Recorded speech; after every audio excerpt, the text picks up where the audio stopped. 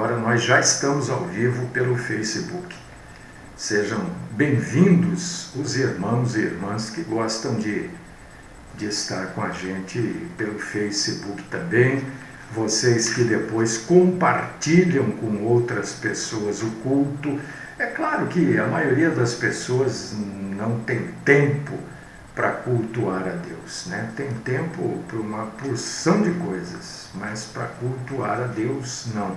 É uma pena, porque tudo está se deteriorando. Não sei se você observa isso. Não sei. Eu observo que tudo está se deteriorando. Tudo. Absolutamente tudo. Todas as instituições estão se desfazendo. Né? Você vê, o casamento está acabando. Está acabando. Tudo, né? Tudo. Eu não quero entrar em detalhes, porque aí a gente acaba confundindo algumas pessoas, porque alguns acham que a gente está tomando partido, né? Mas tudo está se desmantelando. Então, é bom, como diria aquele mais antigo, é de bom alvitre nós nos agarrarmos a Deus. Porque, na verdade, a gente não sabe o que vai acontecer no minuto seguinte. Cristo está para vir buscar a igreja. E se você acredita na Bíblia, né, e eu creio que sim, a Bíblia diz que tudo vai estar assim dentro da normalidade da época, quando ocorrer o arrebatamento. Não vai estar na normalidade da época. Então, vale aqui o alerta. Deus querido, Pai Todo-Poderoso, grande Deus, misericordioso Deus, cheio de compaixão, eu estou clamando hoje pela sua compaixão. Por sobre mim, por sobre os meus, por sobre todos aqueles que estão ou estarão conosco cultuando o Senhor nesta manhã, aqueles que optaram em iniciar a semana adorando o Senhor, colocando aos teus pés 45 minutos do seu tempo, do tempo que o Senhor nos dá para adorar o Senhor. Recebe, Senhor, a nossa adoração, recebe o nosso culto, recebe-nos na sua santa presença, fala conosco, livra-nos, Senhor, da mentira, da teimosia,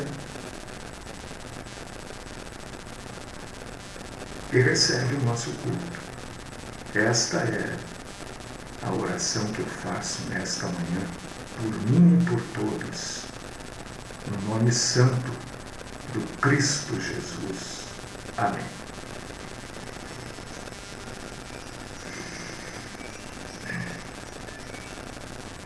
A gente falou na sexta-feira, né? Falando em sexta-feira,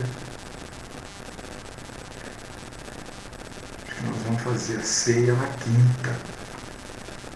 Amanhã eu marco, que eu estou sem o calendário aqui. Quinta-feira, acho que é dia 11, se não me engano. Talvez a gente faça a ceia na quinta-feira. Vou marcar amanhã. Mas a gente estava falando na sexta passada sobre o livro de Atos, né? Que é um livro das mudanças. É um livro da passagem do judaísmo para o cristianismo. Então nós falamos aqui, trouxemos informações do livro de Atos, trabalhamos aqui um pouco no capítulo 1, versículo do 3 ao 10, que indica a primeira grande mudança. Depois entramos aqui no capítulo 3, versículos do 11 ao 26, que anuncia outras mudanças, né? Estabelecendo a partir do capítulo 3 o Novo Testamento, né? E esse Novo Testamento estabelece essa informação nova, que há um reino futuro para Israel, né? É isso que esse capítulo 3 vem indicar, que Deus restauraria o reino de Israel. E hoje nós vamos entrar aqui na última parte, que é o capítulo 15. Quinta é dia 10, irmã? Quinta é dia... Eu achei que quinta fosse... Então vamos marcar para quinta-feira, Soraya? Eu estou escrevendo aqui, ó. Quinta-feira, dia 10, ceia. Tá marcado, tá? Obrigado, viu, Soraya? Muito obrigado. Dia 10, então, quinta-feira, a ceia do Senhor. Você é meu convidado, minha convidada especial. Então hoje nós vamos entrar aqui na última parte deste livro de Atos, que é um livro das mudanças. Mais uma vez, eu vou explicar e dizer que o livro de Atos não é um livro doutrinário, né? Se há alguma doutrina citada no livro de Atos, esta doutrina é apenas citada, porque ela faz parte, muito provavelmente, do Velho Testamento, né? Então, se você ler uma doutrina lá, doutrina quer dizer ensinamento. Ela faz parte do Velho Testamento. E ela está citada aqui. Mas ela já foi ensinada lá atrás, entendeu? Quando eu digo que não é um livro doutrinário, porque não é um livro que traga novas doutrinas para o cristianismo, traz novas informações. Mas se você achar alguma doutrina aí, antes de você escrever qualquer coisa aí, né, veja se a doutrina já não vem lá de trás, né? Porque senão a gente interrompe aqui para explicar algo óbvio. Então, por favor, eu não me incomodo, mas é que o nosso tempo é curto, né? Eu não vou vir aqui dizer que não é um livro doutrinário porque eu simplesmente acho, não é? Porque esse é um ensinamento teológico, entendeu? Então, você pode até não concordar, mas isso não muda o preço do feijão, não, você não concordar. Que as coisas são como são, né? Então hoje nós entramos aqui no capítulo 15, que é um capítulo que traz profundas mudanças também. Porque o livro é de mudanças, né? E no capítulo 15 está registrado sobre o concílio de Jerusalém, que é a última parte deste livro sobre transição, sobre mudança. E aqui, neste concílio, surgiu uma dúvida entre aqueles que coordenavam o início do cristianismo. A questão que surgiu ali, você vê que existiam questões também.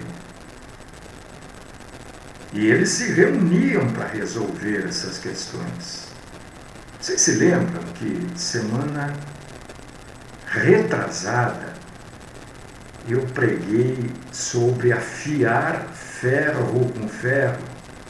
Lembra disso que eu falei? Afiar ferro com ferro é conversar sobre a Bíblia, é discutir, não no sentido de... Né? Porque o sentido da palavra discussão é falar sobre, debater sobre. Não é para sair no tapa, um ficar de cara virada com o outro, como normalmente acontece, né? A pessoa não concorda, ela fica de cara virada com você. É assim, infelizmente o homem é assim. Você tem que concordar. Você é bom até que você concorda.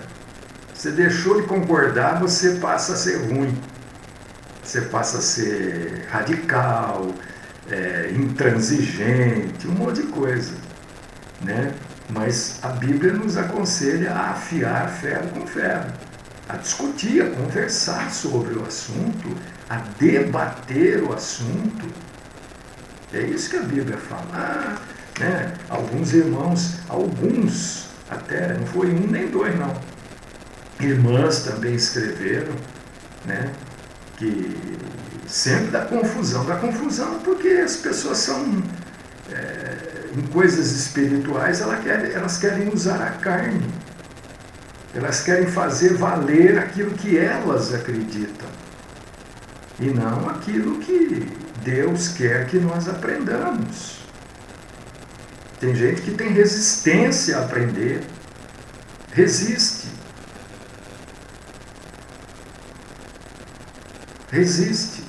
O que você está querendo saber aí, irmão? Atos 1,6. Você está perguntando o quê, irmão? Desculpa, eu não entendi. Você quer saber se Atos 1,6 é uma pergunta? Irmão, toda pergunta ela é precedida pelo sinal de interrogação. Né? Na língua portuguesa o sinal vem no final. No espanhol vem no começo, que eu acho muito mais interessante, né? O sinal de interrogação vir no começo, porque já anuncia para a gente que aquela frase é uma pergunta. Nós aqui só, né? Tem que bater o olho já no final para saber se é uma pergunta. Deixa eu ver. É uma pergunta. Olha, então os que estavam reunidos lhe perguntaram. Pronto. É uma pergunta. Atos 1,6. Senhor, será que este tempo em que restaures, será este o tempo que restaures o reino a Israel? É uma pergunta que fizeram a Jesus. E ele fala, olha, não compete a vocês saber tempos ou épocas. É uma pergunta assim, viu, irmão? Tá? Mas sempre que tiver o sinal de interrogação, é uma pergunta. Aqui, inclusive, diz, né, que eles perguntaram. Tá? Então, eu estava dizendo do concílio de Jerusalém. E ali se reuniram os homens que tinham a responsabilidade de fazer com que o Evangelho chegasse até nós hoje.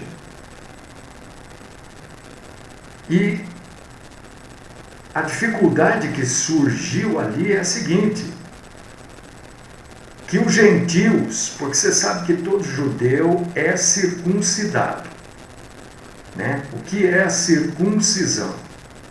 Circuncisão é cortar o prepúcio do pênis. Isso é circuncisão, né? É tirar, cortar a pele que cobre a cabeça da glande, a glande que cobre a glande do órgão sexual masculino, né? Aquela pele é cortada e a glande fica toda exposta. Isso é circuncisão. Tá? Então surgiu uma discussão entre as pessoas se os gentios tinham que ser circuncidados também. E tinham que serem circuncidados e convertidos ao judaísmo, para depois crer no Evangelho. Surgiu essa dificuldade lá entre eles. Talvez hoje seja simples da gente resolver, mas aquilo era o início de tudo. Então, eu já falei aqui várias vezes, né? As pessoas sapateiam, ficam bravas, mas não adianta, é o que é. Você não vai mudar a história. Eu não quero mudar a história, né?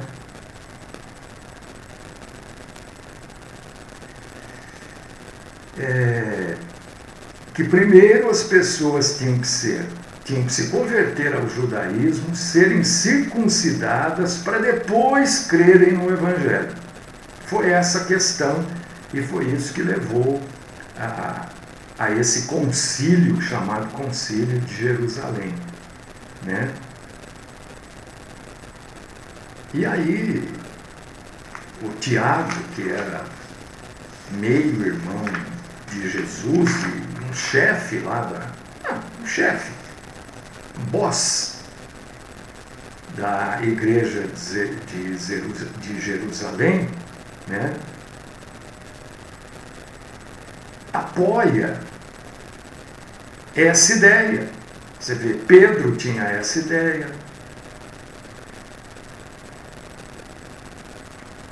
O próprio Tiago, meio-irmão de Jesus, também tinha essa ideia. E eles até dizem, tem até aqui uma frase que mostra a posição que eles tinham, né? Cremos que fomos salvos pela graça do Senhor Jesus, como também aqueles o foram. Quando ele diz cremos que fomos, ele está se referindo aos judeus. E quando ele diz aqueles o foram, eles se referem aos gentios. Está lá em Atos 15, 11. Aí Tiago declara, né? Expôs Simão, como Deus primeiramente visitou os gentios, a fim de constituir dentre eles um povo para o seu nome. Conferem com isto as palavras dos profetas, como está escrito: cumpridas estas coisas, voltarei e edificarei o tabernáculo caído de Davi, levantando-o de suas ruínas e restaurá-lo-ei. Atos 15, 14, 16. Então Tiago constrói os comentários dele não em cima do que ele achava, não em cima do que ele entendia, porque é assim que a gente se fundamenta na Bíblia, não em cima daquilo que é. Quando a gente diz eu acho, a gente está deixando claro que não é fundamento bíblico. Pode até estar certo, mas não é fundamento bíblico, né? Tanto é que Tiago constrói os seus comentários em cima de fundamento bíblico. Ele constrói em cima de Amós capítulo 9, versículo 11, que fala, isso que nós lemos aqui, isso que nós lemos, que Tiago expôs, né? Que edificarei o tabernáculo caído, ele está citando Amós capítulo 9, versículo 11, né? E dessa terra que lhes dei já não serão arrancados. Amós 9,15. Quando a gente... Os fundamentos bíblicos são sempre fundamentados em citações bíblicas. Se eu digo, eu acho, eu imagino, tudo bem, não tem problema. Só que isso não tem fundamento bíblico. Não quer dizer que esteja errado ou incorreto, mas não tem fundamento bíblico. E nós estamos falando da Bíblia. Então, o que eu acho, eu sempre digo isso, que eu acho, que eu penso, que eu imagino, não vale nada frente à Bíblia Sagrada, né? Então, eles chegam, depois de muita conversa, muita discussão, muito sim, muito não, eles chegam à conclusão de que os gentios, nós que não temos descendência judaica, não temos necessidade nenhuma de passar pela circuncisão. Nenhuma. Porque lembra quando eu falo aqui para vocês, gente, nós temos com quem o Senhor Deus está falando. Foi nessa conclusão que eles chegaram. Com quem Deus está falando aqui para falar da circuncisão? Ele está falando com os gentios ou ele está se referindo aos judeus? Não, ele está falando com os judeus. Então nós não podemos exigir isso dos gentios. Porque esses gentios não precisam se converter ao judaísmo. Eles têm que crer na salvação pela fé. Crer em Cristo. Porque não há como crer em Cristo e não crer no Senhor Deus. Porque Cristo é o próprio Deus. Então isso foi o que eles discutiram. E chegaram à conclusão de que os gentios não tinham necessidade nenhuma de passar pela circuncisão. Se quisessem, ora, não tem problema nenhum, mas aí o problema é seu, você que quer. Isso não te torna judeu e nem salvo. Não é a circuncisão que torna alguém judeu, porque senão toda pessoa guardada as devidas proporções, né? Toda pessoa que passasse por uma cirurgia de fimose seria judeu. É claro que a fimose é uma circuncisão, de uma maneira geral, né? Às vezes fica preso ali o cabresto e tal. Na circuncisão libera-se o cabresto também. Entende? Então não é isso daí que faz com que alguém seja um judeu, ou seja salvo, ou não seja salvo. Então, para ser um cristão, não há necessidade nenhuma de circuncisão. Foi a esta conclusão que eles chegaram. Depois de muita conversa, muita discussão, né? Muito comparativo bíblico, chegaram isso foi tratado no Concílio de Jerusalém, no início da igreja, porque eles tiveram dúvidas, ora, né? Então essas 3 passagens aqui que eu citei do livro de Atos, Atos capítulo 1, versículos do 3 até o 10, mostra uma transição, uma passagem. Atos capítulo 3, versículos do 11 ao 26, mostra outra passagem, outra mudança, outra transição.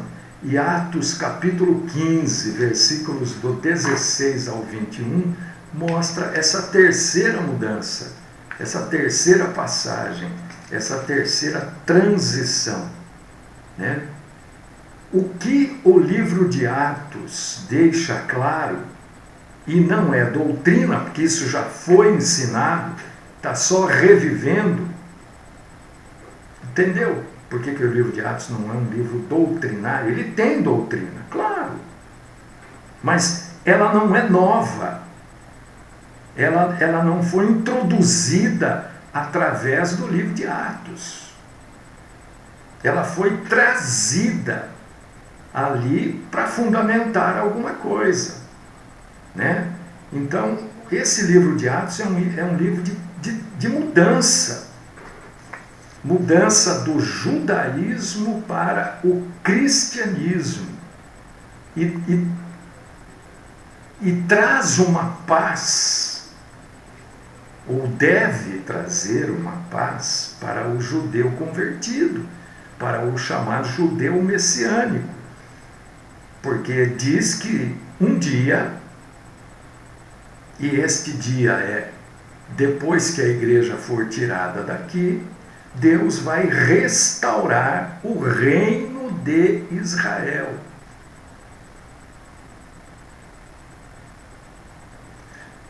Eu não quero entrar nesse assunto porque outro dia aí a gente fala disso. É uma outra coisa envolvendo países do leste europeu e tal, né, que biblicamente eles farão parte.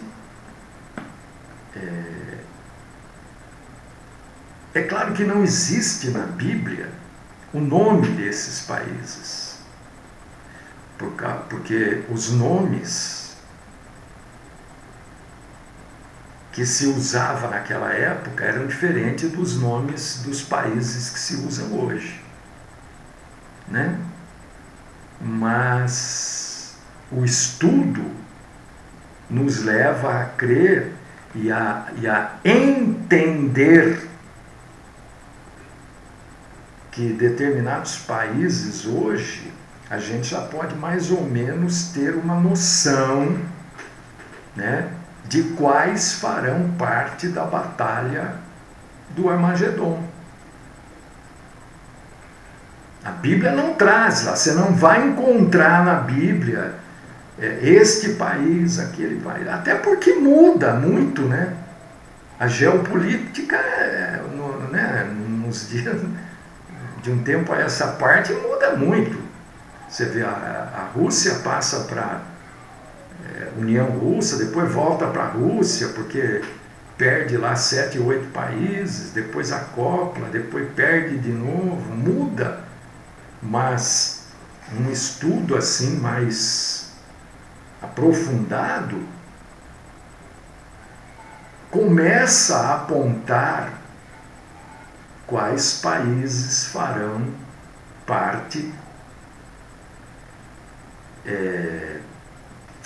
Tomar um cuidado para falar isso, porque às vezes a gente fala coisas tão claras, né, e infelizmente um ou outro entende completamente diferente. Mas quais países irão fazer parte, vamos usar esse termo assim, da batalha do Armagedon, que é a batalha final, né? Isso é muito interessante quando se estuda a respeito disso, e essa conclusão ela brota assim durante o estudo. Então o livro de Atos inicia com a era da igreja. A era da igreja se inicia aqui no livro de Atos, né? A era da igreja se inicia com judeus e com gentios, porque os gentios é um povo que Deus escolhe para o seu nome, que é a igreja, a noiva de Cristo. E quando o número completo, preste atenção, não é o número completo de judeus, é o número completo de gentios. se converterem ao cristianismo, a igreja será retirada. Por quê? Porque Deus, a partir do livro de Atos, Deus deixa de trabalhar com o povo judeu. Já falei isso muitas vezes. E passa a trabalhar com o povo gentil. Povo gentil é todo e qualquer povo que não é judeu, que não seja judeu. Todo homem ou mulher ou criança ou idoso que não é judeu é gentil. Tá? Então Deus passa a trabalhar com este povo através da igreja, que é chamada de noiva do Cordeiro. Então eu quero convidar você para você ler Romanos capítulo 11, versículo 25. Porque não quero, irmãos, que ignoreis este mistério.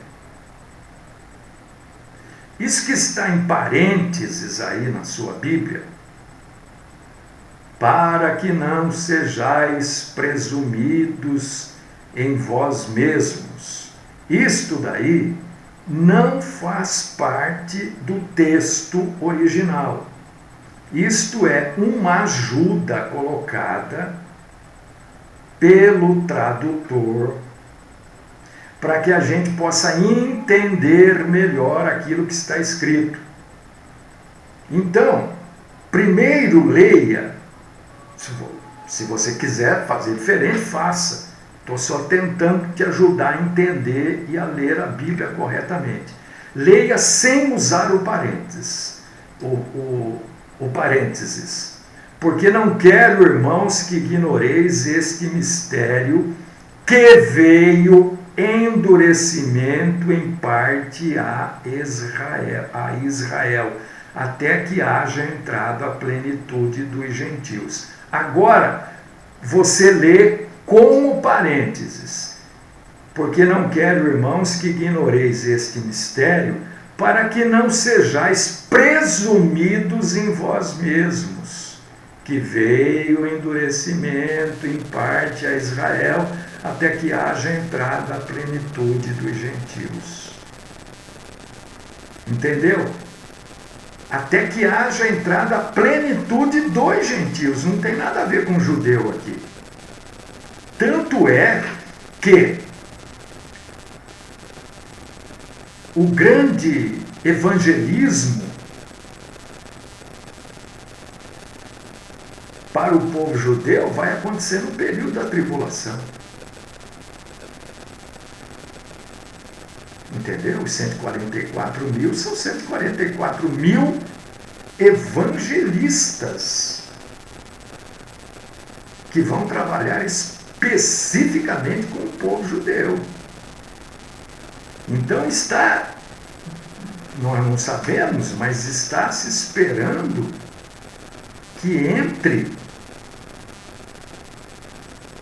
um número que é chamado na Bíblia de plenitude dos gentios. Plenitude não é que todos entrem, mas é um determinado número para que a igreja seja arrebatada. Deixa eu ler aqui, que tem pergunta aqui, peraí.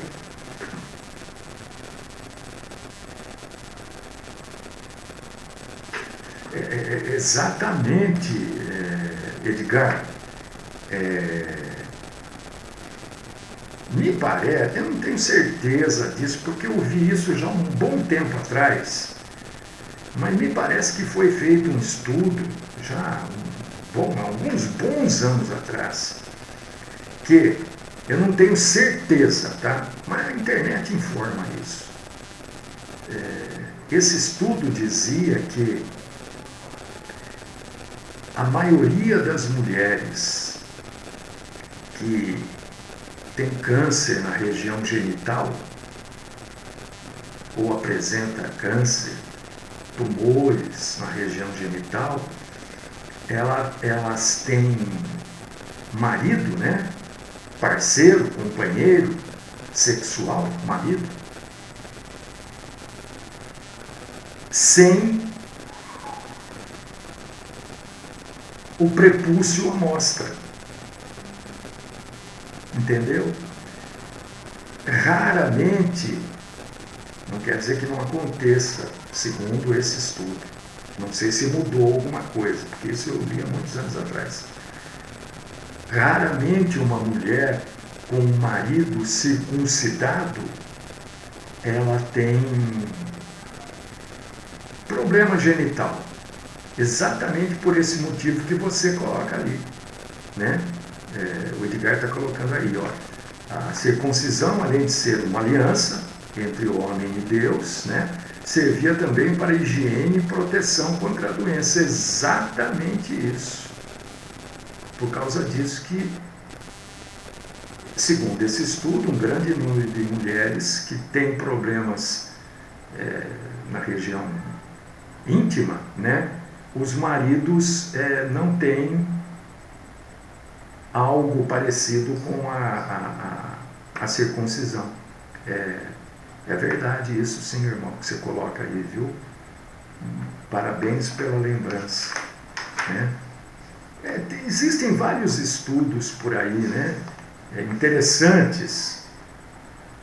Gente, estudo não quer dizer que aquilo é daquele jeito, quer dizer que foi comprovado num número de pessoas uma determinada situação, né? Por exemplo, um outro estudo que foi mais ou menos na mesma época, por causa disso que eu vou citar. Eu não sei se houve alguma mudança nisso, por favor. Eu só estou trazendo informações assim, né, de coisas que eu li, estudos a respeito. Deus, por exemplo, diz para o homem não comer peixe de couro, não é? Só peixe de escama. Por quê? Porque Deus olhou e falou, não, o homem não pode comer peixe de couro, não. Porque normalmente, tal peixe é de couro e não faz isso. Não, eu estou dizendo de uma maneira geral. Os peixes de couro são peixes de fundo, de leito de rio.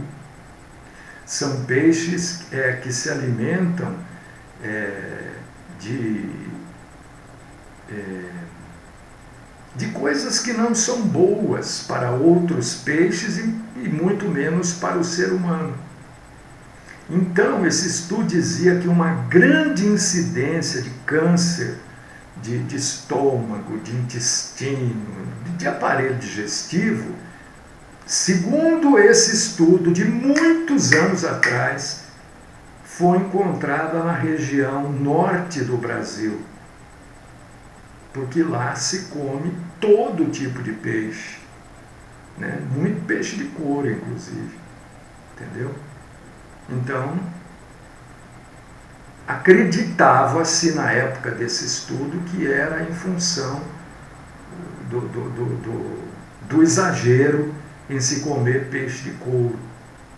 Mas a Bíblia alerta, dá esse tipo de alerta, né? Por que você não pode comer um urubu, por exemplo?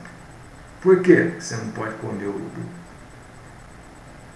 Porque ele come o resto dos animais, né? O aparelho digestivo de um urubu é um negócio fantástico, né? Eu não sei se é mais forte o aparelho, não sei, mas é tanto quanto o da hiena, por exemplo, né? Os ácidos do aparelho digestivo destroem ossos de outros animais. Entende? Então, o que Deus falou, né, não é simplesmente porque ele não queria. Tá certo, Edgar. A questão da carne de porco aí é simplesmente porque o povo andava no deserto, né? E não se havia como a carne de porco se estraga muito fácil, né? Não havia sal também com muita facilidade, etc. e tal. Tá certo, é isso mesmo, viu? Então, estamos aguardando aqui, o livro de Atos, né, nos deixa isso muito claro, essa entrada da plenitude dos gentios para que o arrebatamento da igreja aconteça, para que Deus volte a tratar com a nação de Israel, né? Iniciando ali o reino milenar. O novo, presta atenção nisso, o Novo Testamento, isso provavelmente alguém ou muitos já ouviram dentro da igreja, hein? Então eu vou esclarecer que isso não é bíblico. O Novo Testamento não ensina, não tem este ensino que muitas igrejas pregam, de que a igreja substitui temporariamente Israel. Isso não é bíblico. A igreja não substitui Israel. A igreja não é o Israel de Deus, hein? Isto não é bíblico. Isto é conclusão humana. A igreja é a igreja e Israel é Israel. O que acontece é que, pela negativa de Israel de aceitar Jesus, Deus deixa Israel de lado e passa a tratar com os gentios, com a noiva do Cordeiro. Mas ele vai voltar a tratar com Israel depois que a igreja for arrebatada. Mas a igreja vai continuar existindo no céu. E Israel vai ser tratado aqui na terra. Entendeu? Então não pode se dizer biblicamente que Israel que a igreja é Israel de Deus hoje. Isso está errado. Não é ensinamento bíblico. Tá? Quando a gente diz que vai chegar o tempo que toda língua confessará e todo joelho dobrará, nós estamos dizendo que todo ser humano sobre a face da terra vai se curvar à soberania do nosso Senhor Jesus Cristo. E todo ser humano sobre a face da terra, não importa a língua que ele fale, não importa qual seja o seu idioma, ele vai confessar na sua língua, no seu idioma, que Jesus Cristo é o Senhor. É isso que quer dizer. Tá? Então, essas são as passagens, as 3 passagens fundamentais e básicas do livro de Atos. É Atos 1, do 3 ao 10, a primeira mudança. A segunda grande mudança, Atos 3, do 11 ao 26. E a terceira mudança, Atos 15, do 6 ao 21. Tá bom? Encerramos aqui este assunto. Amanhã a gente vem falando de outra coisa, pregando a Bíblia, pregando o Evangelho no culto a Deus. Vamos orar?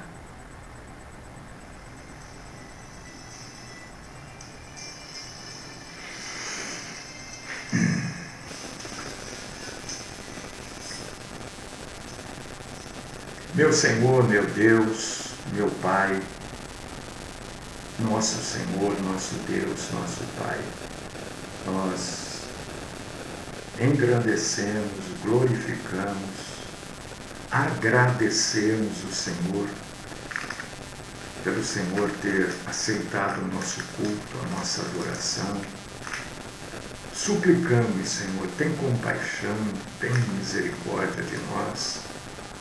Perdoa, Senhor, as nossas faltas, os nossos pecados. Perdoa, Senhor, o nosso pouco entendimento. Guia-nos, Senhor, pelos santos caminhos e que nós não venhamos de jeito nenhum a mudar o nosso alvo, o nosso objetivo, que é o Senhor. Dá-nos da santa graça da tua presença longanimidade e livra-nos da mentira. Esta é a minha oração, por mim, pelos meus e pelos meus irmãos e irmãs, em nome do Cristo Jesus. Amém.